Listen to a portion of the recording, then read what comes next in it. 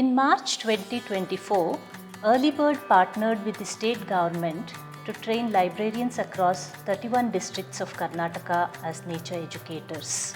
Through this pilot, our team of 12 master trainers engaged with 500 librarians and equipped these libraries with an engaging nature education kit in Kannada that we call Prakrutiye Pettige.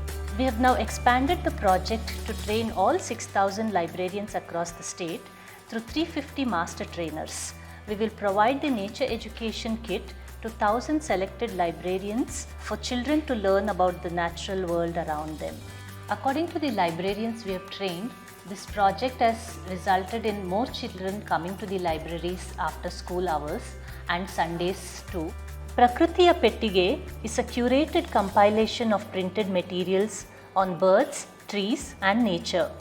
There are flashcards and posters about birds, activity sheets and games about nature, and storybooks to be read aloud. Our work has been well received by the Karnataka government and covered extensively by the print media.